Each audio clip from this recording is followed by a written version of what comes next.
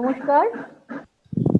শুরু করতে চলেছি সঙ্গী নির্বাচনের স্বাধীনতা সিরিজে আমাদের আজকের অনলাইন আলোচনা।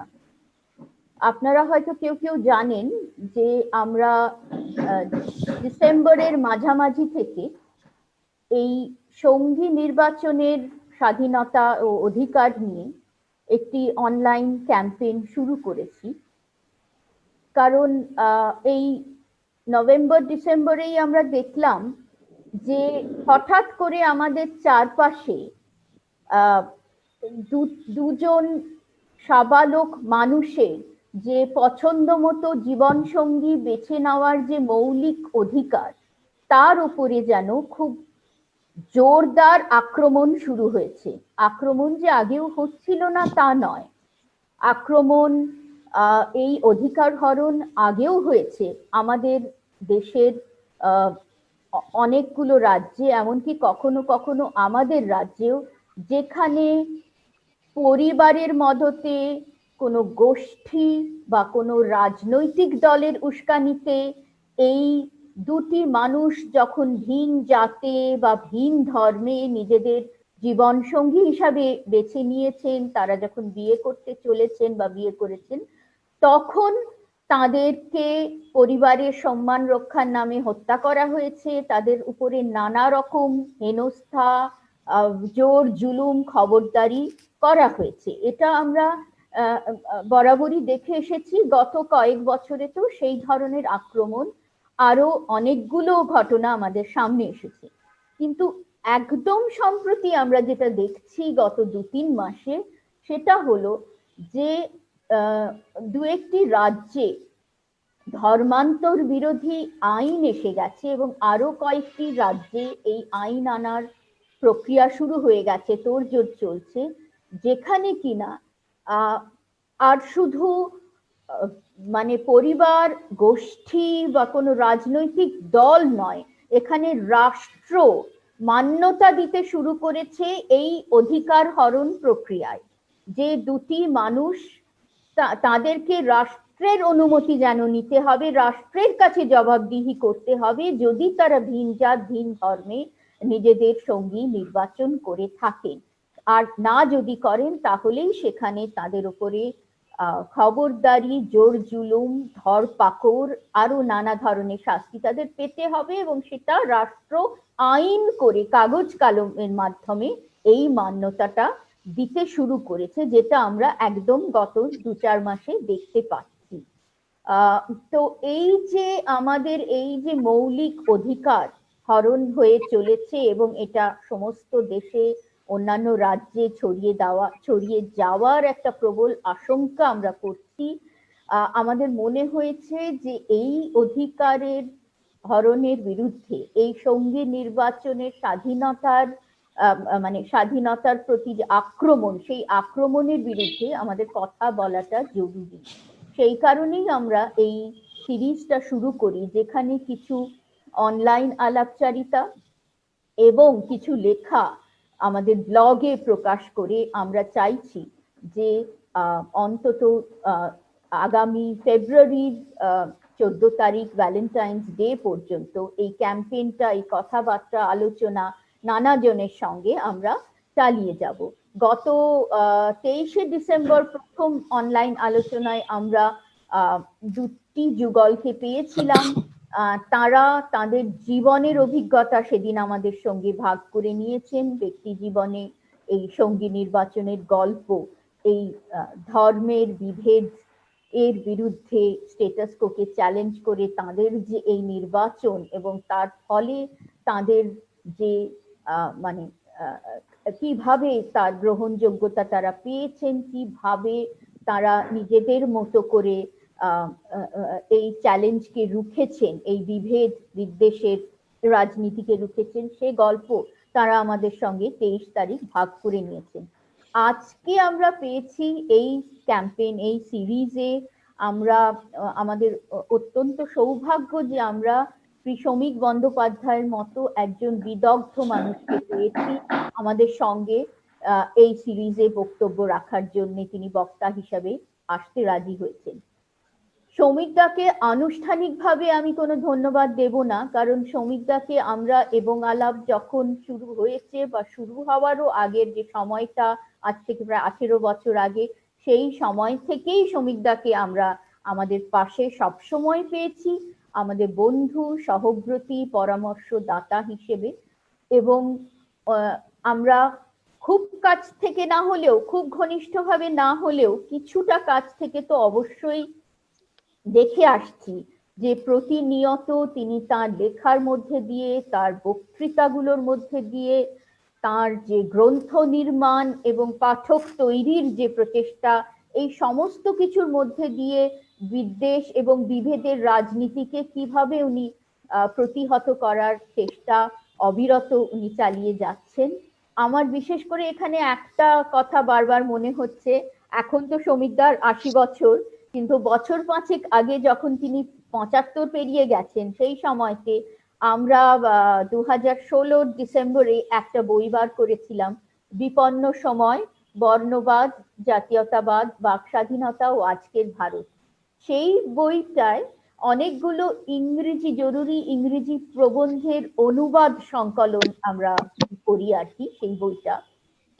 এই সংকলনে অধ্যাপক সব্যসাচী ভট্টাচার্যের একটি অত্যন্ত জরুরি এবং খুব দীর্ঘ একটি প্রবন্ধ, ধর্ম নিরপেক্ষতা এবং আমাদের গণপরিষদে ধর্ম নিরপেক্ষতার ধারণা নিয়ে একটা খুব বড় প্রবন্ধ সৌমিকদা তার 75 বছরের শত ব্যস্ততার মধ্যেও উনি কত পরিশ্রম করে সেই দীর্ঘ প্রবন্ধটি অনুবাদ করে আমাদের দিয়েছিলেন, সেই কথাটা এখন আমার অন্য অনেক কথার মধ্যে সেই কথাটা বিশেষ করে মনে পড়ছে। এবং এই যে আমাদের দেশে সংখ্যালঘু মানুষের এবং নানা প্রান্তিক গোষ্ঠীর মানুষের অধিকার হরণের যে প্রতিষ্ঠা, তার বিরুদ্ধে সেই অধিকার রক্ষার জন্য তার যে দায়বদ্ধতা, সেই কারণেই আজকে তিনি আমাদের এই সিরিজে তার বক্তব্য রাখতে রাজি হয়েছেন। আজকে তিনি বলবেন তার দেশভাগ দাঙ্গা, দেশভাগের সময় থেকে তার বড় হয়ে ওঠার গল্প, তার পরিবারে ভিন ধর্মে বিয়ে ও তার পিসিমার কথা, এবং এই যে অত্যন্ত ব্যক্তিগত স্মৃতিচারণ, সেই তার মধ্যে দিয়ে আমাদের বিশ্বাস একটা খুবই তাৎপর্যপূর্ণ বৃহত্তর রাজনৈতিক গল্প উঠে আসবে। আপনারা যারা অপেক্ষা করছেন সৌমিকদার কথা শুনবার জন্য, তাদের বলি আপনারা আমাদের সঙ্গে থাকুন এবং শুনতে শুনতে আপনাদের যা মন্তব্য আছে বা যা প্রশ্ন আছে সেগুলো যদি কমেন্ট বক্সে আমাদেরকে লিখে পাঠাতে থাকেন, তাহলে সৌমিকদার মূল বক্তব্য রাখা হয়ে গেলে আমরা তার কাছে প্রশ্নগুলো পৌঁছে দেওয়ার চেষ্টা করব, যাতে সবশেষে তিনি কিছু প্রশ্নের অন্তত প্রশ্ন নিয়ে আপনাদের সঙ্গে কথা বলতে পারে। সৌমিকদা, এবারে তাহলে আমি আপনার হাতে যাকে বলে মাইক্রোফোন তুলে দিচ্ছি, যদি আপনি শুরু করেন।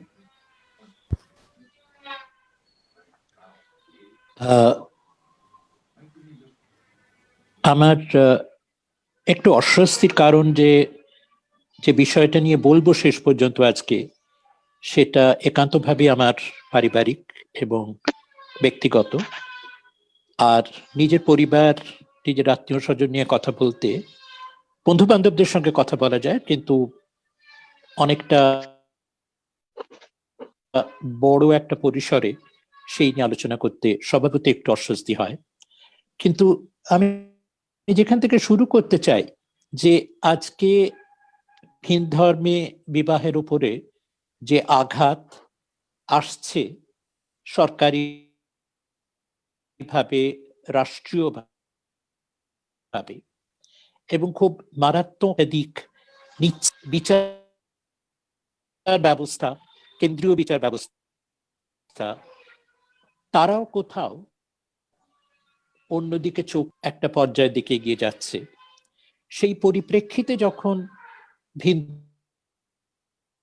ধর্মে বিবাহ এবং তার উপরে আঘাতের কথা আসছে, তখন সাম্প্রদায়িকতার যে বৃহত্তর পরিবেশ বা আবহাওয়া আমাদের উপরে ছড়িয়ে পড়ছে ক্রমাগত, আমাদের আচ্ছন্ন করছে, সেইটা নিয়ে আমাদের কিছু কথা বলতেই হবে।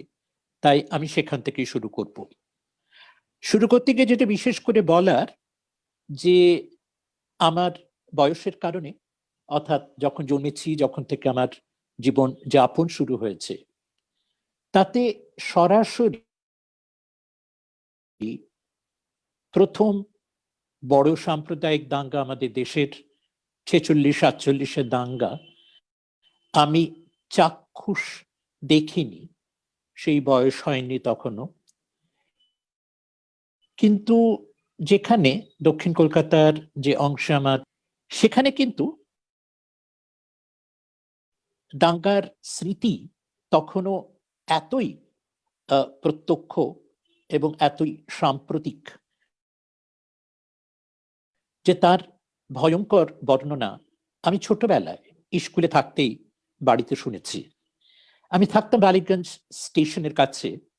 আর আপনারা জানেন যে বালিগঞ্জ স্টেশনে লক্ষ্মীকান্তপুর বা সুন্দরবনের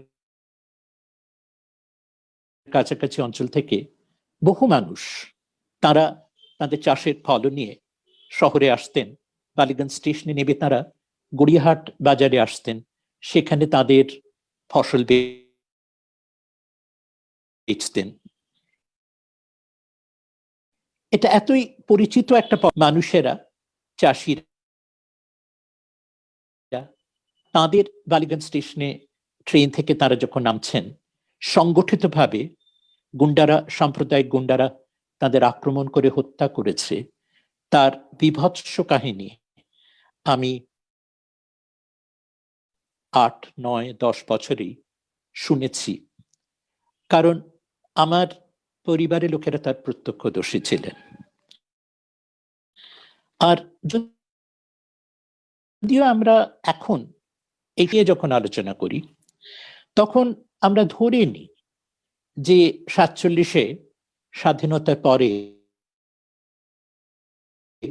প্রায় অলৌকিকভাবে যেন এই সাম্প্রদায়িক দাঙ্গার বহতা সেটা স্তব্ধ হয়ে গিয়েছিল, সব শান্তিপূর্ণ হয়ে গেছিল।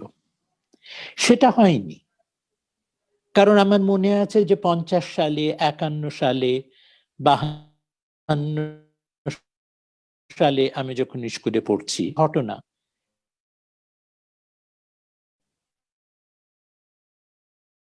তুচ্ছতম কারণে তুচ্ছতা হঠাৎ ঘটতো।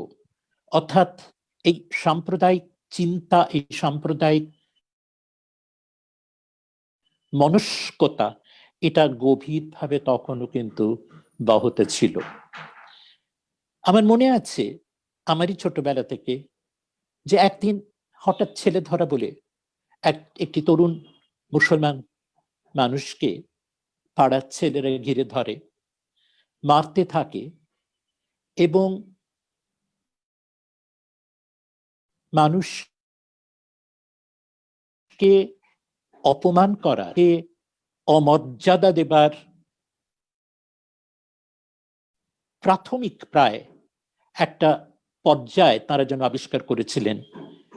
সেই মুসলমান যুবকটিকে উলঙ্গ করে তাকে তারা রাস্তায় মারতে থাকেন। তিনি ছুটে এসে আমাদের বাড়ি, আমরা একটা দোতলার ফ্ল্যাটে থাকি, প্রাণ ভয়ে ছুটে উঠে এসে ধাক্কা দেন আমাদের দরজায়, মা খুলে দেন, ভেতরে ঢুকিয়ে নেন, আমাদের বাড়ির ছাদে মাতাকে তুলে দেন এবং সেখানকার দরজা বন্ধ করে দেওয়া হয় বাইরে থেকে। আর মা দরজায় দাঁড়িয়ে এই খুব ক্ষুব্ধ উত্তেজিত একটা জনমণ্ডলীকে ব্যাহত দরজা খুলে তাদের ঢুকতে দেন। খানিকক্ষণ পরে তারা সেই তরুণকে নতুন স্বাভাবিক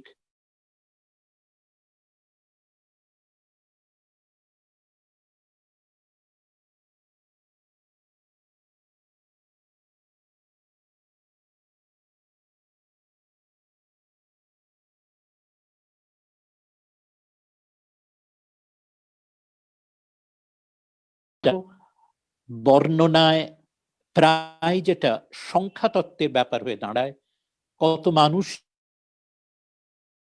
নির্যাতিত হয়েছেন, কত মানুষ নিহত হয়েছেন, তার কাহিনীতে যায়, কিন্তু ওই একটা ঘটনা সেটা কিন্তু এখনো রয়ে গেছে। তারপর যখন স্কুলে পড়ছি তখনও আস্তে আস্তে বুঝতে পারি, স্কুলে থাকতে থাকতেই, যে আমাদের আশেপাশে যে স্কুলে আমি পড়ি, পাড়ার স্কুল, বহুদিনের পুরনো স্কুল, সেই স্কুলে কোনো মুসলমান ছাত্র আমি কিন্তু দেখিনি। এমনকি প্রেসিডেন্সি কলেজেও যখন এসেছি, তাদের সংখ্যা খুব কম, কিন্তু তাদের উপস্থিতিকে ঘিরে কোনো রকম উত্তেজনা, কোনো রকম বৈষম্য কলেজে লক্ষ্য করিনি। আর আমাদের বড় হয়ে ওঠার সঙ্গে সঙ্গে আমাদের পারিবারিক সূত্রেই বামপন্থী মনস্কতার, বামপন্থী চিন্তার একটা সুস্থ পরিবেশ ছিল, যাতে প্রথম থেকে এই সাম্প্রদায়িকতাকে কোনোভাবে প্রশ্রয় দেওয়ার বা এর কোনো রকম ছায়া পর্যন্ত আমাদের ব্যক্তিগত জীবন যাপনে কোনোভাবে স্পর্শ করেনি। কিন্তু তার মধ্যে আমার মনে আছে 62-63 সালে আমি একটা সমীক্ষার সঙ্গে যুক্ত হই, যে সমীক্ষার পুরোধা পুরুষ ছিলেন আমাদের ভারতবর্ষে নৃবিজ্ঞানের প্রবাদ প্রতিমা মানুষ, আচার্য স্থানীয় নির্মল কুমার বসু। তার পৌরোহিত্যে বা নেতৃত্বে বা অধিনায়কত্বে যাই বলুন,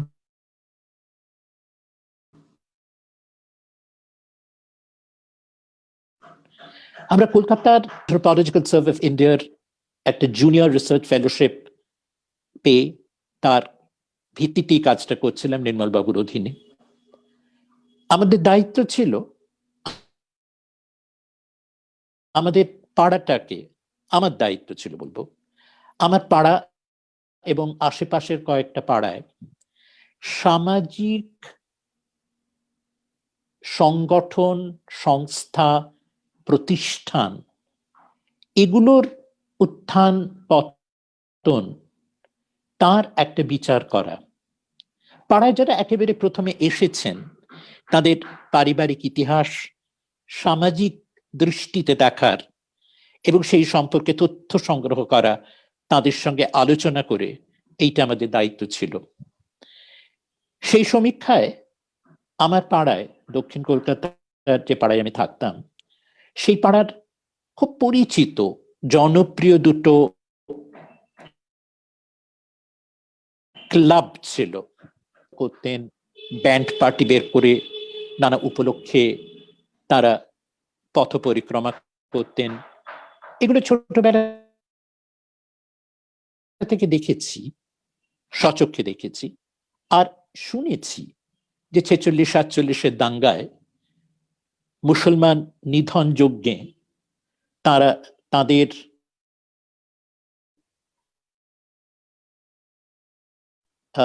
শারীরিক সেগুলোকে প্রয়োগ করেছিলেন খুব নক্কারজনক ভাবে। 62 সালে তার চিহ্ন নেই কোথাও, তার স্মৃতিও কোথাও হারিয়ে গেছে, কিন্তু আমার বাড়িতে সেই কথাগুলো আমার শোনা ছিল। এইরকম একটা ক্লাবের সমীক্ষায় আমি যাই, দিনের পর দিন তাদের ক্লাবে বসে খুব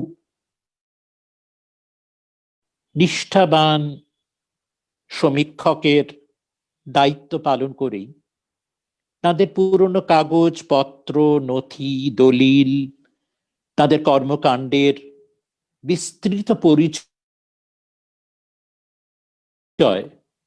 এগুলো তাদের অনেকগুলো সন্ধে তাদের ক্লাবে বসে এগুলো ঘেঁটেছি এবং খুঁজেছি 46-47-এর প্রমাণ। সেই প্রমাণ সেভাবে ছিল না, কিন্তু একটু তির্যক পরীক্ষাতে দেখা যায় যে খবরের কাগজ তাদের নথিপত্রের মধ্যে রক্ষা করা আছে, যেখানে বলা হচ্ছে যে দাঙ্গায় আহত বা দাঙ্গায় পীড়িত হিন্দু উদ্বাস্তুদের, বাস্তুচ্যুতদের তারা আশ্রয় দিয়েছেন, খাবার জুগিয়েছেন, জনসেবা করেছেন। এর অনেক খবরাখবর তাদের ওই নথিতে পাওয়া যাচ্ছে। কিন্তু স্বভাবতই দাঙ্গাতে তাদের কোনো ভূমিকা ছিল বলে অন্য কোনো ভূমিকা ছিল সেবার বাইরে তার কোনো প্রমাণ, সাক্ষ্য, স্মৃতি সভ্যদের কাছে তার কিছু পাচ্ছিলাম না। কিন্তু আমার তো জানা ছিল, শোনা ছিল, সেগুলোকে পরখ করার একটা দায়িত্ব আমার উপর বর্তায়। একদিন আমি বলি যে আপনাদের প্রবীণ সদস্য যারা এবং আপনাদের কর্মকর্তা যারা, দায়িত্বশীল কর্মকর্তা, তাদের সঙ্গে যদি আমি একদিন বসতে পারি, সেই ব্যবস্থা করে 5-6 জন ভদ্রলোক, প্রবীণ, সকলেই ষাটোর্ধ্ব, এবং কেউ উকিল, কেউ অধ্যাপক, কেউ সমাজে প্রতিষ্ঠিত মানুষ, তারা সকলেই ভদ্র সুজন, তারা সামনাসামনি প্রায় 6 জন বসেছেন, আর আমি একা। আমি বারবার একটা কথার উপর জোর দিতে থাকি যে একসময় আমার ছোটবেলাতে আমি দেখেছি এই সংগঠনের রমরমা বারবার তাদের নানা পথ পরিক্রমায়, কখনো ধর্মীয় উপলক্ষে, কখনো স্বাধীনতা দিবস উপলক্ষে, আমি তাদের দেখেছি, তাদের পরাক্রম দেখেছি, তাদের ঐশ্বর্য দেখেছি। কিন্তু এখন এত ক্ষীণবল কেন, প্রায় অদৃশ্য কেন তারা? প্রথম উত্তরগুলো আসতে লাগলো এই প্রবীণদের কাছে, সম্ভ্রান্ত প্রবীণ তারা। উত্তরগুলো আসতে লাগলো এখনকার যুব সমাজ তারা কিরকম লক্ষ্যভ্রষ্ট, তাদের কোনো আদর্শ নেই, তার ফলে প্রতিষ্ঠানের এই অবস্থা কার করে তারা তাদের দায়িত্ব এড়াবার চেষ্টা করে যাচ্ছেন ক্রমাগত। আমিও লেগে থাকি। আস্তে আস্তে একটা সময় আসে, ওরা বোধহয় আর এই ঠাটটা বজায় রাখতে পারছিলেন না। একজন প্রবীণ, তিনি অন্যদের দিকে তাকালেন খুব নীরবে, চোখ, হঠাৎ বললেন, বলেই ফেলি আসল কথাটা, এখন লুকোচাপা করে লাভ কি? অন্যরাও কিরকম একটু অস্বস্তি ভরেই সম্মতি জানালেন। তখন সোজা আমার চোখের দিকে তাকিয়ে এই প্রবীণ সুভদ্র মানুষটি বললেন একটা বাক্য, রোমহর্ষক বাক্য বলবো। বললেন, ওই লেড়েগুলোকে যখন ঠেঙিয়েছিলাম সেই জোশটা আর ফিরে এলো না। বাকিরা সবাই সম্মতি দিয়ে হাস্যে সমর্থন করলেন কথাটা। হঠাৎ আরো একবার নতুন করে উপলব্ধি করেছিলাম ওই চোরা বিশ্বাস সেটা কত গভীরে প্রথিত এই ভদ্রলোকদের মধ্যে। এবং সেটা আমার সমীক্ষার প্রাপ্তি বিবরণী থেকে আমি খুব স্পষ্ট করে তুলে ধরেছিলাম, এবং এটা নিয়ে নির্মলবাবুর সঙ্গে আলোচনা করারও সুযোগ হয়েছিল। কারণ নির্মলবাবু, আপনারা জানেন যে 46-48 দাঙ্গার সময় মহাত্মা গান্ধী যখন একটা সময় কলকাতায় এসে বেলেঘাটায় থাকেন, তার সর্বসময়ের সঙ্গী সচিব ছিলেন নির্মল কুমার বসু,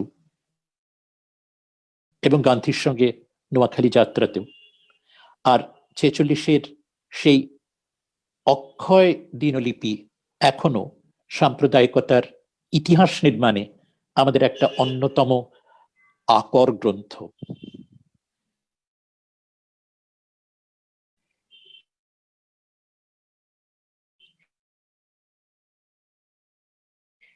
আমার পরবর্তী সময়, আমি যখন সেই সময় স্কুলে পড়াচ্ছিলাম, তখন তারপরে বামপন্থী রাজনীতিতে এসেই প্রথম আমি মুসলমান সহকর্মীদের সঙ্গে একসঙ্গে কাজ করতে থাকি, চিনতে থাকি, বন্ধুত্ব তৈরি হয়। স্কুলে কলেজে কিন্তু হয়নি। এবং তার থেকে আমার মনে কোথাও একটা বিশ্বাস জন্মেছে, বামপন্থী রাজনীতি একটা সংস্কৃতি নির্মাণ করেছিল যাতে সাম্প্রদায়িকতার কোনো স্থান ছিল না, যাতে সাম্প্রদায়িকতার বিরুদ্ধে একটা সচেতন প্রতিরোধ স্পৃহা, সেটা আমাদের স্বভাবজ হয়ে গিয়েছিল। তারপরে অনেক পরে 70-এর দশকে এসে একটা অভিজ্ঞতা, যে অভিজ্ঞতাটা নিয়েই আমার আজকের মূল কথা, সেটা ঘটে। 71 সাল, আমি তখন রবীন্দ্রভারতীতে অধ্যাপনা করি। 71 সালে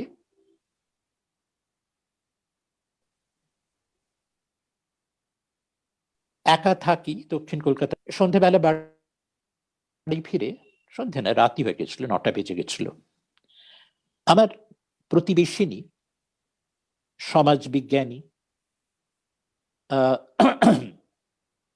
জয়া দত্তগুপ্ত, রাত্রিরে আমি যখন ফিরছি, প্রায় 9:30 হয়ে গেছে, বাড়ির দরজায় আমাকে থামিয়ে বলেন, একবারের জন্য একটু এসো। বাড়িতে ঢোকার আগে ওর বাড়িতে যেতে উনি বললেন যে সন্ধ্যাবেলা একজন ভদ্রলোক এসেছিলেন আমার খোঁজে। নাম বলেননি, কিন্তু বলেছেন যে বাংলাদেশের যে মুক্তিযুদ্ধ তখন চলছে, সেই মুক্তিযুদ্ধে তিনি শরিক, এবং সীমানার এপারে, অর্থাৎ ভারতের পারে, তখন মুক্তিবাহিনীর যোদ্ধাদের যে সামরিক প্রশিক্ষণ দেওয়া হচ্ছে, সেই সামরিক প্রশিক্ষণের ব্যাপারে তিনি লিপ্ত, যুক্ত। এখানে শিবিরে কাজ করছেন মুক্তিযোদ্ধাদের সঙ্গে। সেই সূত্রে তার কলকাতাতে আসা, এবং আমার সঙ্গে তার দরকার আছে। এর বেশি কিছু বলতে রাজি হননি, কিন্তু জয়াদির মুক্তিযুদ্ধ সম্পর্কে, বাংলাদেশের মুক্তিযুদ্ধর রাজনীতি সম্পর্কে যে কৌতূহল, সেই কৌতূহল থেকে তিনি প্রশ্ন করতে থাকেন এবং মুগ্ধ হয়ে যান এই ভদ্রলোকের বিচারশীলতায়, তথ্যনিষ্ঠায়, তথ্যের গভীর ব্যাখ্যায়। জয়াদি বারবার বলতে থাকেন যে তার অনেক প্রশ্ন, অনেক দ্বিধা সংশয় কেটে যায় এই মানুষটির স্পষ্ট উচ্চারণে ও বিশ্লেষণে। কিন্তু কে তিনি, কেন আমাকে দরকার, তার কোনো হদিশ তিনি জয়াদিকে দেননি। জয়াদি তাকে একটা বাড়তি খবর দিয়েছেন যে আমি রবীন্দ্রভারতীতে পড়াই, এইটুকু নিয়ে চলে গেছেন। পরের দিন রবীন্দ্রভারতীতে একটু বেলার দিকে আমার পড়ানো ছিল, গেছি।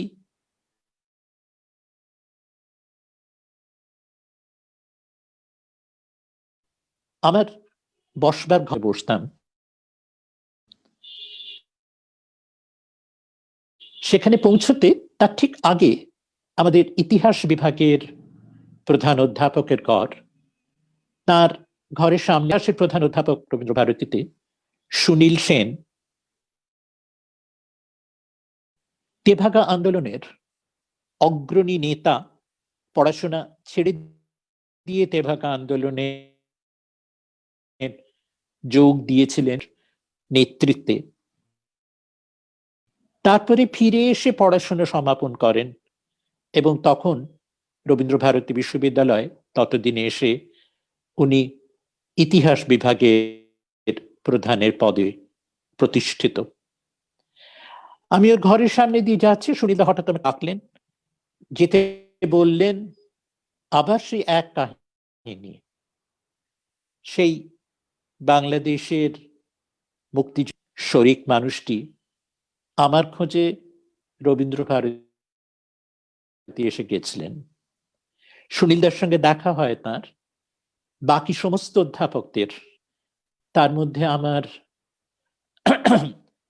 প্রয়াত বন্ধু প্রদীপ সিংহ ছিলেন, রতীশ মুখোপাধ্যায় ছিলেন, আরো অনেকেই ছিলেন। সবাইকে ডেকে নেন এবং প্রায় 2 ঘন্টা বাংলাদেশের মুক্তিযুদ্ধ নিয়ে রাজনৈতিক ঐতিহাসিক আলোচনা হয় তাদের। এবং আবার সেই এক কথা সুনীলদার, তার বিচারের স্পষ্টতা গভীরতায় ইতিহাসের এই অধ্যাপক কুল কতটা উপকৃত হয়েছেন। কিন্তু আমি তো সেই রহস্যটি থেকে যাচ্ছি, কে তিনি, কেন আমাকে খুঁজছেন আমি জানতে পারছি না। তার পরের কাহিনীটা আমি আমার মায়ের বয়ানে আপনাদের কাছে পড়ে শোনাবো। আমার মা তখনও জীবিত, মা তখন কলকাতায় থাকেন আমার দাদার সঙ্গে। ওইখানে সুনীলদার কাছ থেকে সেই হদিশ পেয়ে আমার সন্ধানী এই মানুষটি মায়ের কাছে পৌঁছে যান। মা পরবর্তীকালে,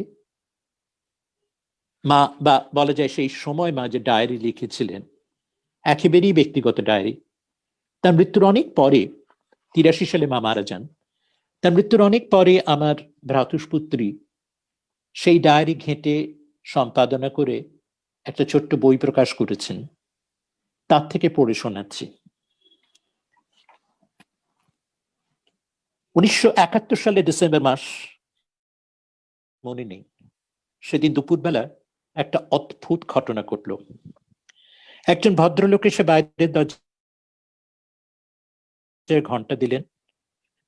আমার পুত্রবধূ করুণা গিয়ে দরজা খুলল। ভদ্রলোকের বয়স বছর 32। প্রথম সুব্রত ব্যানার্জির খোঁজ। সে বাড়ি নেই জেনে আমার খোঁজ করলেন, বললেন তিনি ঢাকা থেকে এসেছেন, নাম আন, এবং ঠাকুরদার নাম বলেন করুণাকে। আমি আসতে জিজ্ঞেস করলেন আমি প্রভাবতী বলে কাউকে মনে করতে পারি কিনা। আমি মনে করতে পারলাম না। তখন জিজ্ঞাসা করলেন সুনীত কুমার ব্যানার্জির কোনো বোন কি মুসলমান বিয়ে করেছিলেন? তার মুখের কথা শেষ হবার আগেই আমি বললাম তুমি তপির ছেলে। এরকম অভাবনীয় ঘটনা যে ঘটতে পারে, এই যে সম্ভব, এ আমি এখনো চিন্তা করতে পারছি না। তপিকে আমাদের জীবন থেকে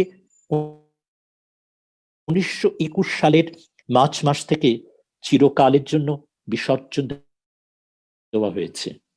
তার মা সকলের কাছে বলেছেন সে নেই। বাড়িতে কেউ তার নাম করে না। আমাদের ছেলে মেয়েরা তার সম্বন্ধে কিচ্ছু জানে না।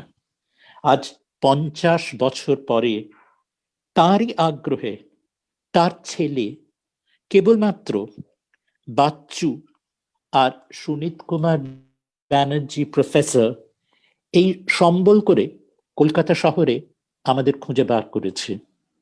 বাচ্চু সুব্রত নাম কিন্তু তপি জানে না। সে যখন চলে যায়, বাচ্চু তখন 1.5 বছরের। তপির ছেলে যে কি অসাধ্য সাধনা করে আমাদের পেয়েছে সে কল্পনা করা যায় না।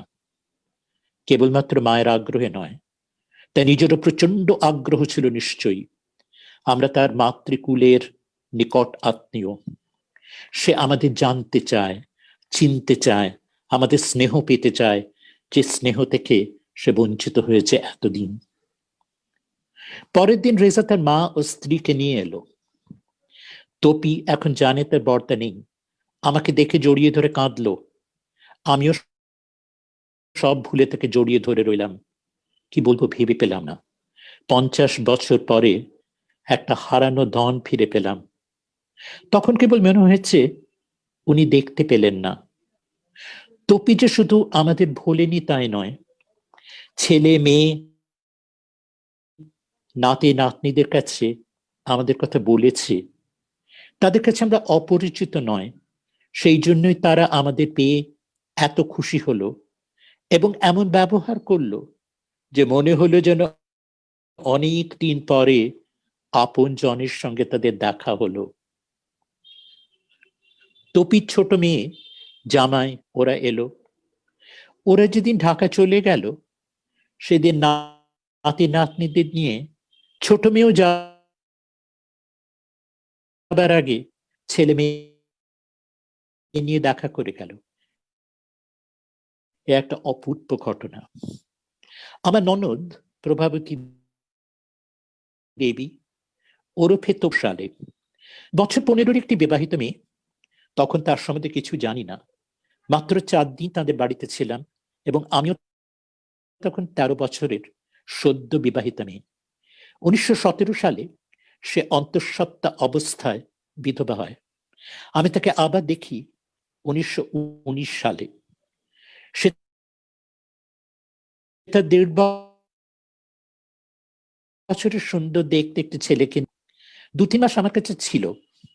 তারপর ও শ্বশুর বাড়িতে ফিরে যায়। এরপরে 1920 সালে ও সেই ছেলেটি আবার আমার কাছে আসে এবং প্রায় 1 বছর আমার কাছে ছিল। তারপর কোন একটা অবাঞ্ছিত কারণে সে তার মা ও ভাইদের থেকে আলাদা হয়ে আমার কাছ থেকেও একেবারে চলে যায়। তপিকে আমি আর দেখিনি। শুনেছিলাম বোধহয় 1922 সালে হবে যে সে বাড়ি থেকে বেরিয়ে গত বংশীয় মুসলমান ভদ্রলোকে বিয়ে করেছে। তিনি তাকে উপযুক্ত সম্মান সহকারে গ্রহণ করেছেন এবং সসম্ভ্রমে সমাজে প্রতিষ্ঠিত করেছেন।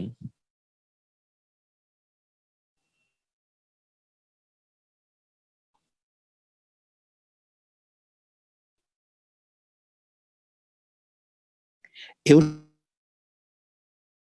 শুনেছিলাম তার সন্তানাদিও আছে।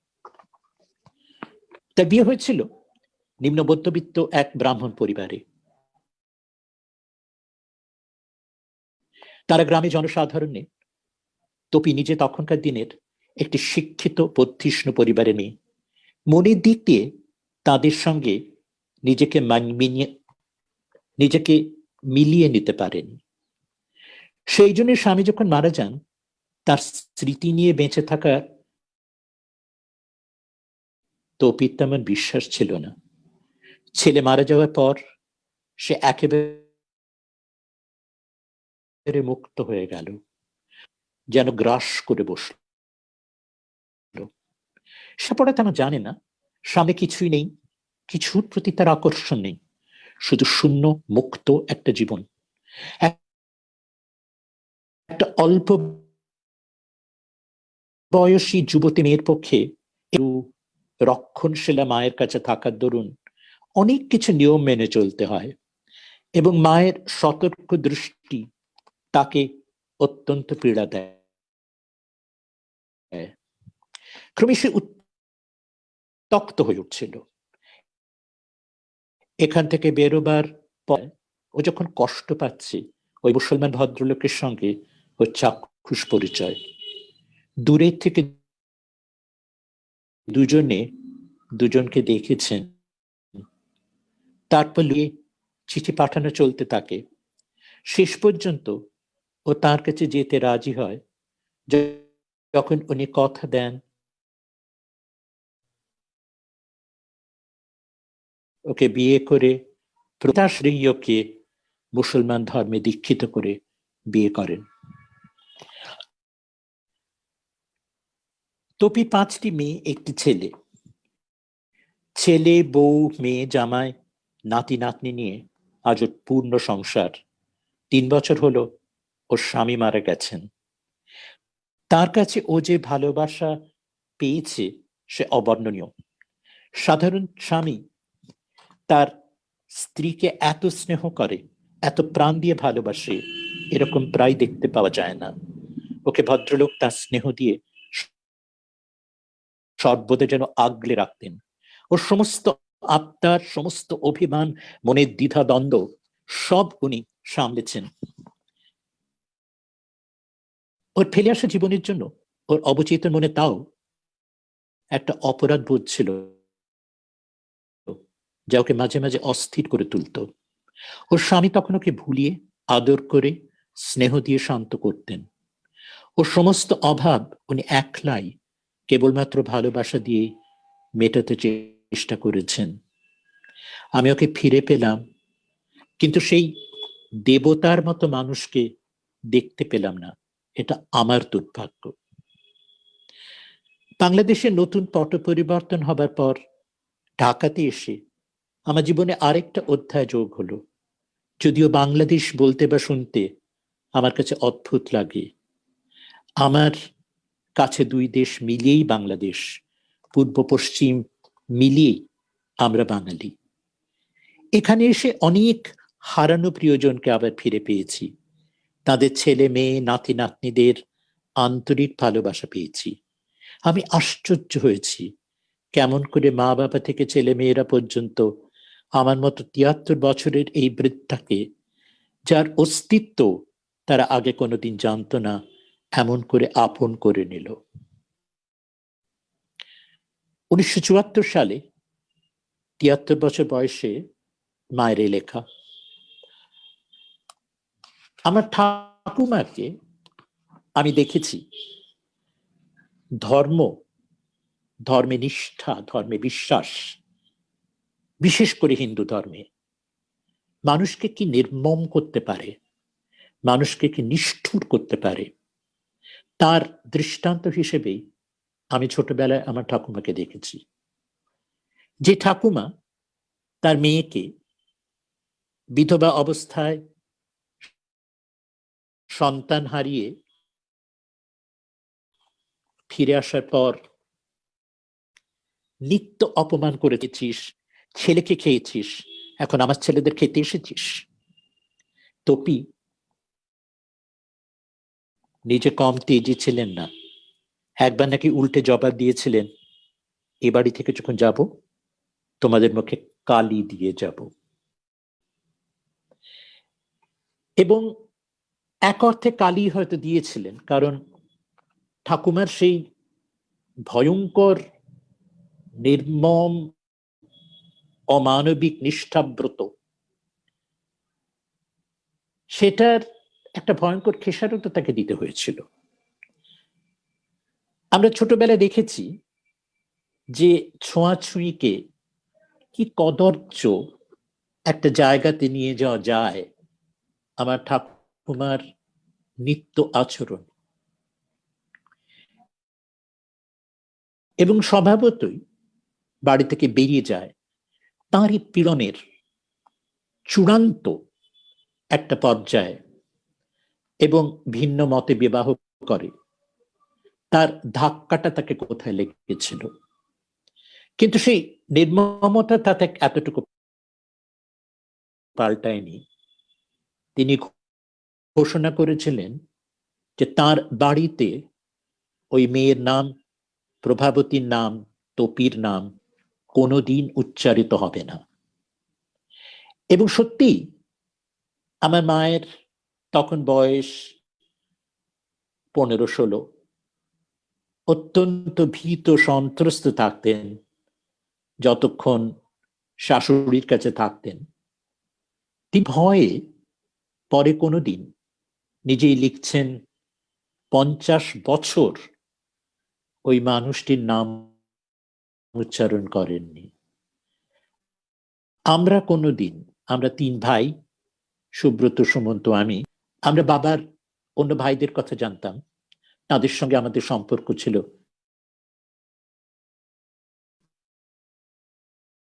যথেষ্টই ঘনিষ্ঠ। আমাদের পিসিমার কথা কোনোদিন শুনিনি।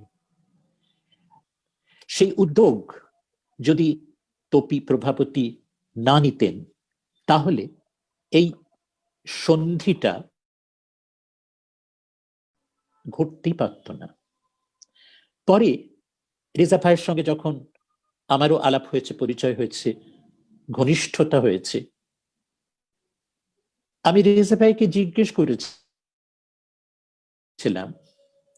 যে আপনি যখন কলকাতায় এসে আমাকে খুঁজছেন, আপনি একবারও কাউকে এর কোনো ইঙ্গিত পর্যন্ত দিচ্ছেন না কেন? আমার প্রতিবেশিনী জয়াদি কিংবা আমার সহকর্মী সুনীল দাকেও। খুব হেসে হালকা করে রেজা সাহেব বলেছিলেন যে দেখো, তোমরা কেমন মানুষ, তোমাদের বিশ্বাস কোথায় আমি তো জানি না। 50 বছর তো তোমাদের সঙ্গে আমার কোনো পরিচয় নেই, আমি কি করে জানবো? আমি তো কোনো প্রমাণ সাক্ষ্য দিতে পারবো না, কোনো নথিপত্র দিতে পারবো না, কোনো দলিল দেখাতে পারবো না। আর হঠাৎ এসে যদি তোমাদের সঙ্গে আত্মীয়তার দাবি করি, তোমরা কি আচরণ করবে আমি কি করে জানবো? এই ভয়ের, অবিশ্বাসের ভয়ঙ্কর বাতাবরণটা এমন ভাবে 50 বছর ধরে লালিত হয়েছে, পোষিত হয়েছে, তাতে এত দূরের ব্যবধান পেরিয়ে একটা মানুষ যখন তার আত্মীয়দের কাছে, সেখানে একটা বিরাট দেয়াল বাধা হয়ে থাকে। মা চট করে ওইভাবে গ্রহণ করেছিলেন বলেই, যার বর্ণনা আমার মায়ের লেখায়। কোথাও আমার মাও কিন্তু ওই শাশুড়ির কাছে নির্যাতন ভোগ করেছে যথেষ্ট। তাই কোথাও তার বেদনাটা তপি প্রভাবতীকে আর আমার মাকে যুক্ত করেছিল। অর্থাৎ আমরা যেরকম আমাদের বামপন্থী বিশ্বাস সংস্কারের মধ্য দিয়ে এই দেয়ালটাকে ঠেলে সরাতে পেরেছিলাম, আমার মা আর আমার পিসিমা তারাও কিন্তু অন্য আরেকটা অভিজ্ঞতা, আরেকটা যন্ত্রণার অভিজ্ঞতা, আরেকটা ওই ব্যবস্থার অনিবার্য যে প্রকৃতি, তার আঘাত থেকে, তার যন্ত্রণা থেকে সময় হয়ে সংযোগটা অত সহজে আবার আমার ঠাকুমাকেও দিতে হয়েছিল। ঠাকুমা খুব নিষ্ঠাব্রতী এবং এই সমস্ত কাণ্ড তার কন্যা, পুত্রবধূ সবার ওপর যে নির্যাতনও করেছেন, তার ভয়ঙ্কর শাস্তি পেয়েছিলেন। তার পুজোর ঘরে সকলের ছোঁয়াচ বাঁচিয়ে আমার কাকার বাড়ির ছাদে আলাদা ঘর, আলাদা ব্যবস্থা, সব কিছু ছোঁয়াছুঁয়ের বাতিকের বাধায় নিজেকে ঘিরে রেখে একা থাকতেন। নিচে থেকে খাবার যেত, সেই খাবার শুদ্ধিকরণ করে তবে স্পর্শ করতেন।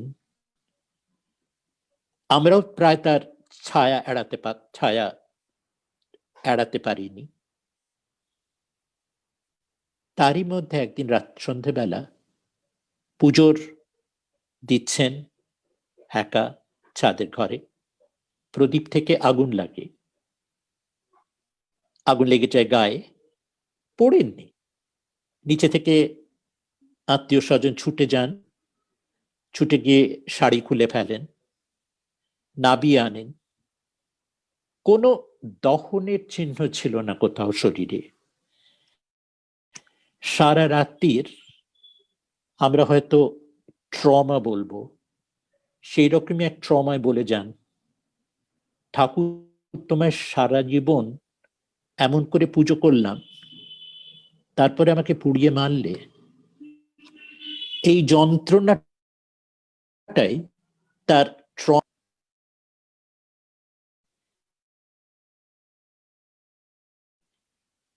কোথাও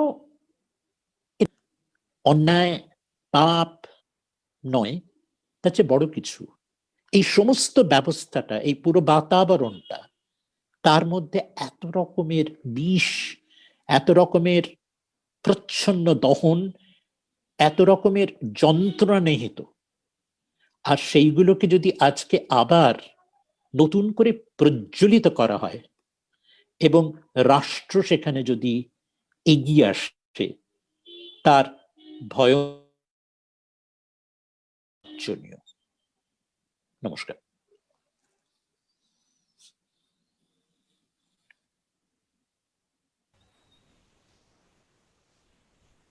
ধন্যবাদ সমিতা। বইটাতে, বাম্মার কথা বইয়েতে আপনার মায়ের লেখা আমি পড়েছি, কিন্তু আজকে আপনি পড়ে শোনালেন এবং তারপরে যে কথাগুলো বললেন, আমার শুনতে শুনতে মনে হচ্ছে যে এই 1920 বাংলাতে যে ঘটনা ঘটে আপনার পিসিমার সঙ্গে, সেই সময়তে শুধু যে তিনি তার যে মানে বৈধব্য জীবনের যে যন্ত্রণা, তার মায়ের কাছে মা তাকে যে নিয়মের নিগড়ে বেঁধেছিলেন, তার থেকে বেরোবার যে একটা তার স্বাভাবিক ইচ্ছা, এবং তারপরে এই মানুষটিকে স্বনির্বাচন তিনি করেছিলেন ভীষণভাবে, তার মানে নিজস্ব সত্তা, তার ব্যক্তিত্ব, তার তার নির্বাচন সেখানে ছিল। শুধু যে সেটা তাই নয়, আমার এই শেষ কথাটা যেটা বলছিলেন আপনি, যে 50 বছর ধরে আপনাদের পরিবারে আপনারা এই পিসিমার অস্তিত্বের কথাটাই জানতেন না। 50 বছর পরে তাঁরই ছেলের সঙ্গে আলাপের মাধ্যমে যেটা আপনি জানলেন, তখন এটাও জানলেন যে 50 বছর ধরে তিনি জানিয়ে এসেছেন, আপনাদের কথা বলে এসেছেন তার পরিবারকে, তার ছেলে মেয়েদের, যারা আপনাদের সঙ্গে, আপনাদের স্নেহ বঞ্চিত হয়েও আপনাদেরকে জেনে এসেছে, আপনাদের সঙ্গে আলাপ করার একটা আকাঙ্ক্ষা তাদের মধ্যে রয়ে গেছে। এবং তার যোগসূত্র হয়তো, যেটা আপনি বলছেন, আপনার মা যদি না থাকতেন এবং আপনার মায়ের সঙ্গে যদি আপনার পিসিমার ওই প্রথম 2-3 বছরে ওই সখ্যতা তৈরি না হতো, যে পরস্পরকে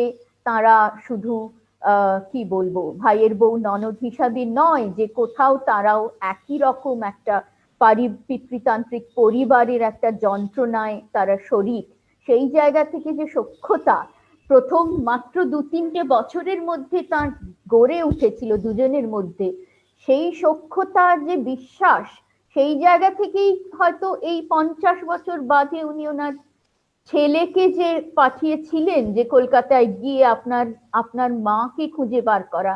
আজকে যদি আপনার মা না থাকতেন বা মায়ের সঙ্গে তার এই সখ্যতার ইতিহাসটা যদি না থাকতো, তাহলে হয়তো সেদিকেও, মানে সেই যে দুটি পরিবারের মধ্যে যে 50 বছর বাদে যে দেখাশোনাটা হলো, জানাটা হলো, সেটাও হয়তো ঘটতো না। তো এইটা কখনো ভেবে দেখিনি। এটা খুব আমার আজকে শুনতে শুনতে মনে হলো যে শুধু যে তিনি মানে স্বনির্বাচন করেছেন, স্ব ইচ্ছায় তিনি বেরিয়ে গিয়েছিলেন আরেকজন মানুষকে ভালোবেসে, একটা নতুন জীবন, সম্মানের জীবন পেয়েছিলেন, তাই নয়। মানে দুটি একটি হিন্দু ব্রাহ্মণ পরিবারের দুটি মেয়ের ওই সময়কার বন্ধুত্ব কিভাবে 50 বছর বাদে দুটি পরিবারকে মিলিয়ে দিল, এইটাও আমার কাছে খুব ইন্টারেস্টিং মনে হচ্ছে। আশ্চর্যের ব্যাপার হচ্ছে যে এইগুলো তো আমরা যতটুকু ইতিহাসে পড়েছি, পরবর্তী সময় গত 15, 20, 25 বছরে যে ইতিহাস আমাদের সামনে ইতিহাসবিদ প্রদীপ দত্ত এবং অন্যান্যরা যে তুলে এনেছেন, তার থেকে আমরা দেখতেছি যে এইরকম তো আকছাড় ঘটতো। বিশেষ করে অল্প বয়সী হিন্দু বিধবা এবং বিধবা যারা নন, তারাও বিভিন্ন কারণে তারা এইরকম ভাবে আহ স্বনির্বাচন করতেন এবং অবশ্যই কোনো মানে ধর্মান্তরণ বেছে নিতেন, সেটা তাদের চয়েস ছিল, তাদের উপর যে আরোপিতও হতো সব সময় তা নয়, আর কোনো উপায় হয়তো তাদের থাকতো না এই সম্মানের জীবনের দিকে এগিয়ে যাওয়ার। তো কিন্তু এই যে এত প্রেম, এই যে এত স্বনির্বাচনের ঘটনা ঘটতো, আহ সেইগুলো কখনোই মানে আমি তো একমাত্র, আমি জানি না, আমি খুব কমই জানি, যেটুকু আমার মনে আসছে শৈলবালা ঘোষ দায়ার সে কান্ধু যে ছোট উপন্যাস, সেইখানে আমি খানিকটা দেখেছি যে একটি হিন্দু পরিবারের মেয়ের সঙ্গে তার আহ, আহ, বাড়ির যিনি কাজ করতে আসেন, যে সহিস বা অন্য, আমার ঠিক মনে পড়ছে না নামগুলো, মানে দুটি মানুষের একটা সম্পর্ক, যদিও সেটা কোনো পরিণতির দিকে যায় না, তারা নিজেরাই নিজেদেরকে একটা একটা ভাবে আটকে রাখেন, কিন্তু সেই প্রেমের সম্পর্কের যে সম্পর্কটা, সে কান্দুতে যতটুকু পেয়েছি আর আমি মনেও করতে পারছি না সেভাবে। আপনি যদি একটু বলেন সমীকদা, আমাদের সাহিত্যে বা আমাদের নাটক বা সিনেমাতে এর মানে না, সেইটে সত্যি আমাদের সাহিত্যে বা নাটকে এখনো এই সমস্ত সম্পর্কগুলো কখনো একটা বিচার, আলোচনা, বিশ্লেষণের ক্ষেত্র হয়ে ওঠেনি।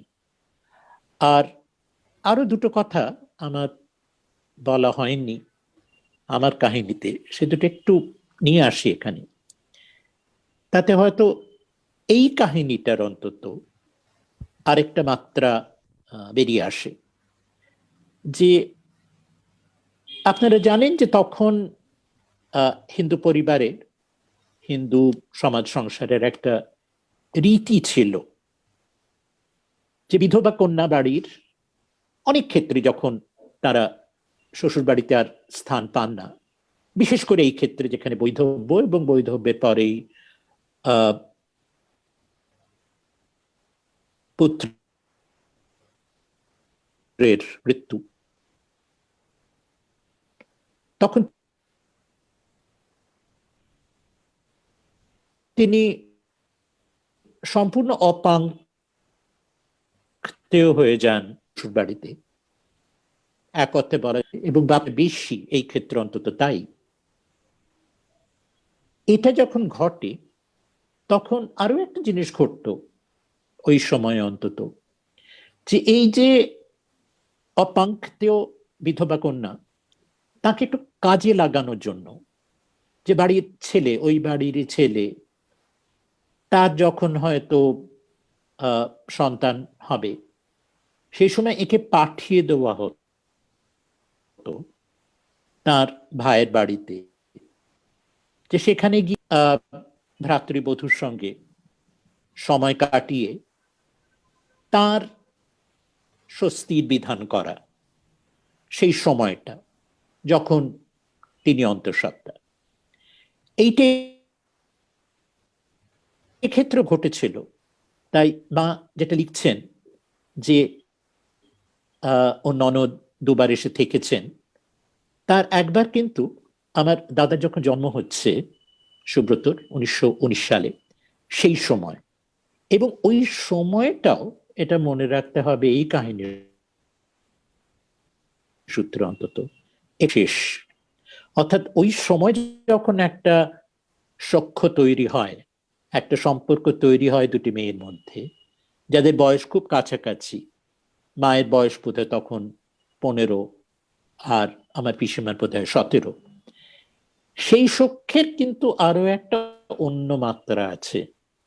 অর্থাৎ একজন তার সন্তানকে হারিয়েছে, আরেকজন তার সন্তান হতে যাচ্ছে, সেইখানে এসে তাকে সৌহার্দ্য দেওয়া, তার পাশে থাকা, তার সঙ্গে থাকা, সেখান থেকে সম্পর্কের অন্য একটা মাত্রা তৈরি হয়, যে মাত্রাটা হয়তো এখানে আরো সেই কারণে 50 বছরের ব্যবধানের পরে, 50 বছরের ওই নিষেধের ভয়ে ত্রাস, যার কথা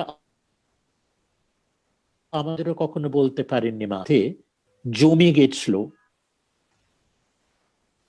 দানা বেঁধে প্রায় পাথর হয়ে গেছিল, কিন্তু এক কথাতে যে মুহূর্তে তিনি বলেন, তপি নামটা উচ্চারণ করেন, মা সঙ্গে সঙ্গে বলেন তুমি তপির ছেলে।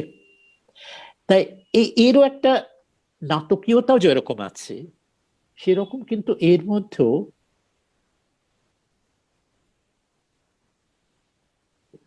মানব সম্পর্কের বা বলতে পারি মানবী সম্পর্কের আরেকটা বিশেষ মাত্রা গল্প উপন্যাসে আমরা যে পাই না, এটাও একটা যেন আলাদা উপন্যাসই হয়ে দাঁড়ায় যখন এই মাত্রাগুলোকে আমরা, এই সূত্রগুলোকেও আমরা আস্তে আস্তে উন্মোচন করতে থাকি, ছাড়াতে থাকি। যে জন্য এই পরিবারটার সঙ্গেও আমাদের পরবর্তীকালে বন্ধুত্ব এত নিবিড়, এত ঘনিষ্ঠ। রেজা সাহেব, রেজা ভাই বলতাম না আমরা, রেজা ভাই মারা গেছেন এবং তার কন্যাদের সঙ্গে আমার ঘনিষ্ঠ বন্ধুত্ব হয়েছে, অনেক দেখা হয়েছে। এই ফেব্রুয়ারি মাসে আমাদের এই আমার ভাইঝি রিনি মমতাজ এবং তার স্বামী সাইফুদ্দিনের সঙ্গে দেখা হয়েছে। আমি আমার রানু বৌদির সঙ্গে দেখা করেছি, আমরা খেয়েছি ওখানে গিয়ে, অনেকটা সময়কার স্বল্প বাসের মধ্যে দিয়ে, এবং এই যোগাযোগগুলো পুরোপুরি অক্ষুণ্ণ আছে। বারবারই চিঠি চালাচালি হয়, কথাও হয়, এবং আমরা এখনো চেষ্টা করছি, কিন্তু পরবর্তী প্রজন্ম এসে গেছে, যে ওই ইতিহাসটাকে আমরা ধারণ করে রাখবো, শুধু নয় ওটাকে আমরা নানাভাবে বিচার করব, ভাববো, ওটার মধ্যে চারণা করব যদি বলি। কারণ এইগুলো কিন্তু আমাদের লড়তে হবে আজকের এই ভয়ঙ্কর রাষ্ট্রচারিত ব্যাধির বিরুদ্ধে। একদমই তাই। সেই কারণেই কথাবার্তাগুলো, এই গল্পগুলো সামনে আসা খুবই খুবই জরুরি। এবারে আমি অন্যদেরকে অনুরোধ করব, চান্দ্রেই আমাদের যদি প্রশ্ন এসে থাকে সেগুলো যদি একটু আমরা এবার সমিতাকে পৌঁছে দিতে পারি, এবং অন্য যারা রয়েছেন, তুমি নিজে বা মিমি বা রঙ্গন, তোমাদের যা প্রশ্ন আছে যদি তোমরা এই সময় প্রশ্ন বা কোনো মন্তব্য যদি তোমরা এবারে বলো।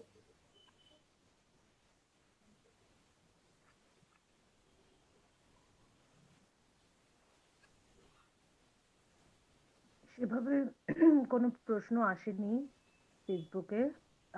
কিছু বইয়ের নাম এসেছে বোধহয় সাহিত্যের প্রসঙ্গে। হ্যাঁ হ্যাঁ, এপার গঙ্গা ওপার গঙ্গা, দুর্গেশ নন্দিনী। হ্যাঁ, এটা আমার মনে ছিল না, জ্যোতির্ময় দেবীর এপার গঙ্গা ওপার গঙ্গা। হ্যাঁ, খুবই ইম্পর্টেন্ট। হ্যাঁ, এই এসেছে। আর সেই অর্থে কোনো যে প্রশ্ন এসেছে সেরকম নয়, মন্তব্য বা প্রশ্ন সেভাবে আসেনি। মিমি দিয়ে কি কিছু বলতে চাই, বা অন্য কেউ? রঙ্গনদা এই মুহূর্তে নেই এখানে। তোমার নিজেরও যা বলার আছে তুমি তোমার নিজের বক্তব্যটা রাখো, তারপরে আমরা দেখে নিচ্ছি। আর তো শুনছিলাম প্রশ্ন সেই অর্থে নেই। মিমি যদি বলতে চাই কিছু। মিমি,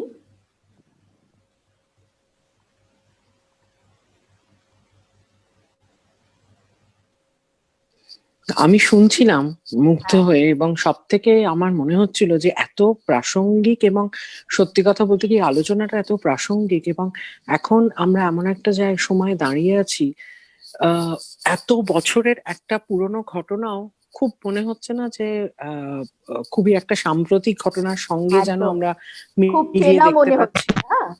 মানে এখানে খুব দুঃখের শর্মিষ্ঠাদি যে আমরা এতটুকু এগোতে পারিনি। এটাই আমার সব থেকে মনে হচ্ছিল সমীকদার এই মানে সমীকদার মানে সৌমিকদা যখন পাঠ করছিলেন সেই বলা থেকে, হুম। যে আমরা বোধহয় এতটুকু এগোতে পারিনি। আমরা এখনো এমনই একটা সমাজে বাস করছি যেখানে এত শিক্ষা, এত কিছু, এত এগিয়ে যাওয়া, যেখানে একজন মানুষ, সৌমিকদার মায়ের মতন একজন মানুষ, তিনি কিন্তু অন্যভাবে ভাবতে পারলেন, কিন্তু এখনো আমরা কোথাও যেন সেই একটা জায়গায় আটকে থাকছি। এবং কেন এমন একটা রাজনৈতিক পরিস্থিতি তৈরি হবে যেখানে সাম্প্রদায়িকতা এরকম ভাবে একেবারে ফোরফ্রন্টে উঠে আসবে? এটা আমার কাছে আমার কাছে সব থেকে একটা যন্ত্রণার সময় মনে হচ্ছে। খুব প্রাসঙ্গিক আলোচনা, সৌমিকদাকে সেজন্য অনেক ধন্যবাদ।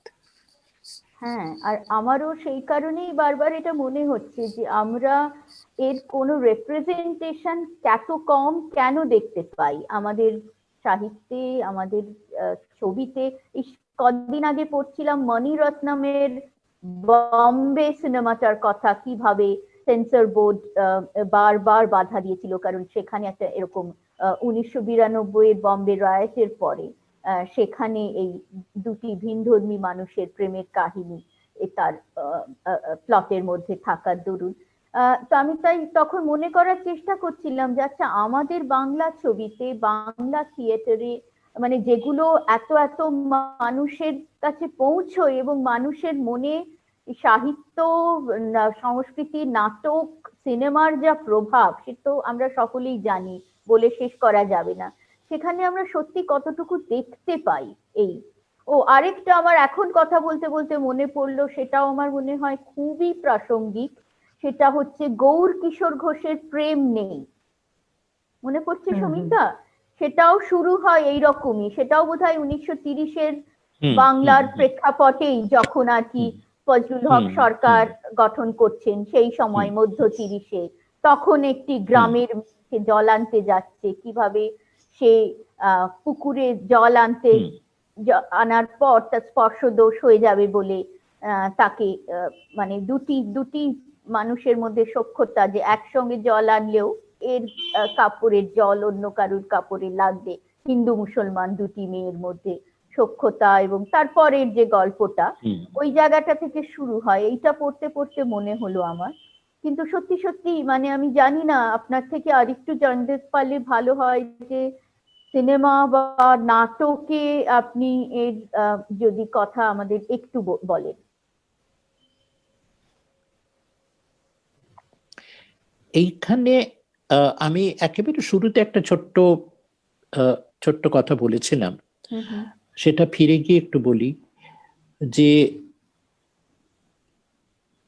আমি এখন অন্তত গত কয়েক বছর ধরে যেটা খুব বারবার ভাববার চেষ্টা করি, যে আমি রাজনৈতিক বামপন্থা আর সাংস্কৃতিক বামপন্থা এই দুটোর মধ্যে একটা দূরত্ব ব্যবধান এবং সম্পর্ক তৈরি করার চেষ্টা, এইটা নিয়ে আমি খুব চিন্তিত যদি এটা করা যায়। কারণ কোথাও আমি যেরকম বললাম যে অন্তত আমাদের পরিবারের ক্ষেত্রে, বিশেষ করে আমার মা যেভাবে কত সহজে 50 বছরের বাধ্যতামূলক নীরবতার একটা প্রায় গ্লানি, যন্ত্রণা ও বাধা, যে 50 বছর সত্যি তো আমাদেরও মা বলেননি এই সমস্ত কাহিনীটা, এই সমস্ত ইতিহাসটা আমরা কোনোদিন জানতে পারিনি। রেজা ভাই না এলে আমরা জানতে পারতামও না কোনোদিন হয়তো। অর্থাৎ এমন একটা ভয়ের শাসন পরিবারের মধ্যে, সংস্কারের মধ্যে চালু ছিল, জারি ছিল, যাতে এই নীরবতা, নারীর নীরবতার কথা আজকাল বারবার আমরা তুলি নানা প্রশ্নে, সেইটি চাপিয়ে দেওয়া হয়েছিল। এবং সে থেকে মার মুক্তি পাওয়া, যেটাতে মা খুব উচ্ছ্বসিত। মায়ের একেবারেই ব্যক্তিগত ডায়েরি আমরাও কোনোদিন পড়িনি, পড়তে দিতেন না আমাদের। ওর মৃত্যুর পরে আমার ভাইজি সে গুলো পেয়েছে এবং সংকলন করে উচ্ছ্বাসেরও একটা জায়গা আছে, কিন্তু এই মুক্ত হওয়ার, যেমন আমার পিসিমা মুক্তি পেয়েছিলেন, আর সেই মুক্তির কথাটা কিন্তু মা বলছেন এখন এসে, তাই ওই মায়েরও কোথাও একটা মুক্তি পাওয়া, এইটাকে স্বীকার করার মধ্য দিয়ে, এইটাকে গ্রহণ করার মধ্য দিয়ে, এটার মধ্যে প্রবেশ, এই সম্পর্কটার মধ্যে নতুন করে প্রবেশ করার মধ্য দিয়ে মাও একটা নতুন করে যেন মুক্তি পাচ্ছেন, যে অবরোধটা ওকে অবরুদ্ধ করে রেখেছিল সেটাকে ভাঙতে পারছেন। এবং পুরো বইটা পড়লে মায়ের বোঝা যায় অন্য অনেক কিছুর মধ্য দিয়েও যে কোথাও কিন্তু একটা বামপন্থী চিন্তা এই পরিবারটার মধ্যে যেভাবে একটা আলাদা সংস্কৃতি তৈরি করেছিল, সেটা এই বাড়ির ছেলেরা, তারা বা এই বাড়ির পুত্রবধূ করুণা, এরা রাজনীতি করছেন সরাসরি, শুধু সেটা নয়, তাই বাইরে কিন্তু বাড়ির মধ্যে, সম্পর্কের মধ্যে, চিন্তা ভাবনার মধ্যে এই রাজনীতির একটা সাংস্কৃতিক অভিঘাত, একটা সাংস্কৃতিক ছায়া, সেটা কিন্তু সবসময় ছড়িয়ে রয়েছে, সেটা উপস্থিত, সেটা মাকে শক্তি দিচ্ছে। যেমন আরেকটা এই সূত্রে বলে যে কিভাবে এইগুলো, রাজনীতিটা বাড়ির ভেতরে চলে আসে, বাড়ির পরিবারের সম্পর্কের মধ্যে চলে আসে। মায়ের লেখার মধ্যেই আছে যে আমার দাদা, আমার 21 বছরের বড় সুব্রত, যখন প্রথম বামপন্থী রাজনীতিতে যোগ দিচ্ছে 1941 সালে, পার্টির সদস্য হচ্ছে অবিভক্ত কমিউনিস্ট পার্টির 1941 সালে, তখনও বাবার একটা প্রতিরোধ আছে, বাবা ঠিক মেনে নিতে চাইছেন না, পাচ্ছেন না, এবং খানিকটা দ্বন্দ্ব বিরোধ পিতা পুত্রে হয়েছে, তার কথা মা লিখেছেন। কমিউনিস্ট পার্টি বেআইনি হচ্ছে, দাদা তখন বোম্বাইতে পার্টির সর্বক্ষণের কর্মী, বৌদিও সেখানে পার্টির কাজ করছেন। কমিউনিস্ট পার্টির যে সেন্ট্রাল কালচারাল স্কোয়াড ছিল তাতে অফিস সম্পাদিকা করুণা। সেই সময় 48 সালে যখন পার্টির ওপর নিষেধাজ্ঞা নেমে এলো, তখন দাদা কারাবন্দী হন এবং 3 বছর জেলে ছিলেন। এই সময় বাবা মার্ক্সবাদ পড়তে শুরু করেন এবং পরবর্তীকালে আমাদের বলেছেন, ইংরেজিতে বলেছিলেন, তাই ইংরেজিতে উদ্ধৃত করি, if my son takes a position like this and takes its whole burden, I owe it to him to understand him. আমার ছেলে যদি এই ঝুঁকি নেয়, এই পথ বেছে নেয়, তাহলে আমার দায়িত্ব তাকে বোঝার চেষ্টা করা। এবং সেখান থেকে রচনা বলি সংগ্রহ করতে থাকেন, কিনতে থাকেন। একটা সময় আসে যখন মনে হতে থাকে যে এই দেশে প্রযুক্ত হচ্ছে, কিভাবে প্রয়োগ হচ্ছে, তার কি প্রতিক্রিয়া, সেটাও ও জানা দরকার, এবং সেটা ইংরেজি ভাষাতে আসছে না। তখন ওই বয়সে রুশ ভাষা শিখতে থাকেন, যাতে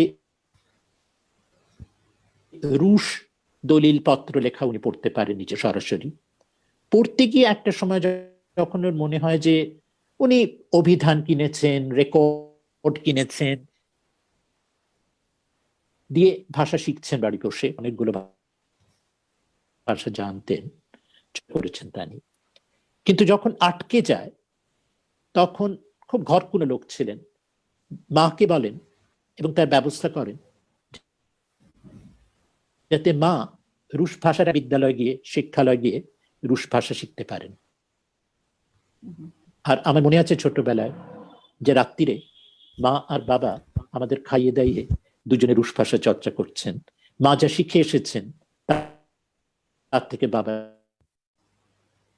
মার্ক্সবাদকে জানার জন্যে, এবং মার্ক্সবাদের ভেতর দিয়ে কোথাও ছেলেকে জানার জন্যে, এবং মাও সেটার পরিপূর্ণ অংশীদার। তার ফলে মূল্যবোধের বামপন্থী সাংস্কৃতিক মূল্যবোধের একটা পরিবেশ সেখানে কিন্তু তৈরি হচ্ছে। এইটা কিন্তু আমার বামপন্থী সংযোগ, বামপন্থী আন্দোলনের সঙ্গে আমার যোগাযোগ, কাজকর্ম ইত্যাদি, যদিও আমি পার্টি সদস্য পদ 64 সালে পার্টি ভাগের পর ছেড়ে দিই, সেটা থেকে গেছে।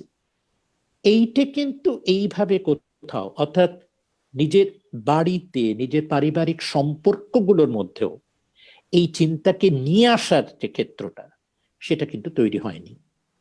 তার ফলে ভাবা যায় না যেটা, যে আজকে এই পরিবেশে দাঁড়িয়ে সিপিআই এবং সিপিএম এর বিধায়ক, সাংসদেরা সরাসরি বিজেপিতে যোগছেন। যদি কোন রকম সাংস্কৃতিক বামপন্থার, তারা এরা কি করে কমিউনিস্ট আন্দোলনের মধ্যে এলেন?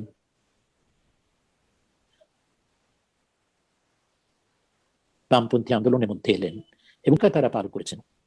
এই ভয়ঙ্কর একটা ব্যর্থতা এবং গ্লানিবোধ আজকে আমাদের তাড়িত করে। এবং তার সঙ্গে একটা যোগ আছে, তুমি যে প্রশ্নটা তুলছ, যে তার ফলে যখন এই বামপন্থীরা তারা লিখেছেন বা নাটক করেছেন বা নানা রকম সাংস্কৃতিক কর্মানুষ্ঠানে যোগ দিয়েছে, তারা কিন্তু ওই মূল্যবোধ শীতের উপরে দাঁড়িয়ে সেটা করেনি। ওটা তাৎক্ষণিক, লোকে যেটুকু নিবে। অর্থাৎ আমার সেই 64 সালের আবিষ্কার, যখন ওই ভদ্রবেশী তারা তাদের মুখোশটা হঠাৎ খুলে ফেলে ওই কথাটা উচ্চারণ করতে পারলেন, ঠিক সেই রকম ওই মুখোশগুলো পরে নিশ্চিন্তে, সাবধানে সবকিছু বাঁচিয়ে যতটুকু কাজ করা যায় সেইটুকুই তারা করেছেন, কোনো ঝুঁকি নিতে চাননি। এবং একটু ঝুঁকি নেওয়ার সময় যখন আসছেন, তারা অবলীলায় কিন্তু সরাসরি ঢুকে যে বাঁধে না।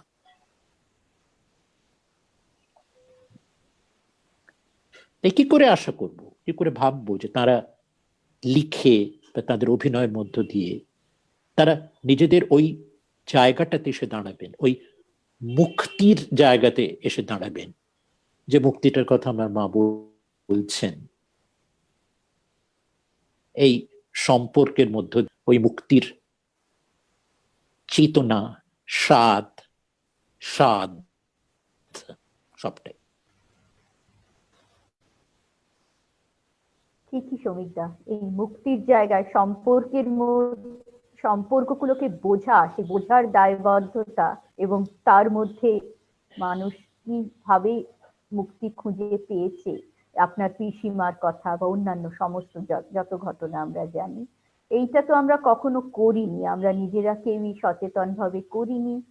এবং এখানকার এখন গত 20-30 বছরের যে বামপন্থী সাংস্কৃতিক আন্দোলন, সেখান থেকেও আমরা এরকম কিছু চেষ্টা আমরা দেখতে পাইনি। এটা অত্যন্ত দুর্ভাগ্যজনক। আমাদের বোধহয় কিছু কমেন্টস এসেছে, কেউ যারা শুনছিলেন তারা কিছু মন্তব্য করেছেন। তো চান্দ্রী, তুমি কি একটু পড়ে দেবে মন্তব্যগুলো? তাহলে আমরা এবারে শেষের দিকে এগোতে পারি। হ্যাঁ, নন্দিতা বসু এবং সংযুক্তা সিনহা দুজনেই নিজেদের অভিজ্ঞতা থেকে লিখেছেন। নন্দিতা বসু লিখছেন, আমার পরিচিত একজন অধ্যাপিকা নিজে হিন্দু পরিবারের মেয়ে, মুসলমান জীবনসঙ্গী বেঁচেছিলেন বলে কলকাতায় বাড়ি ভাড়া পাননি 1994-তে।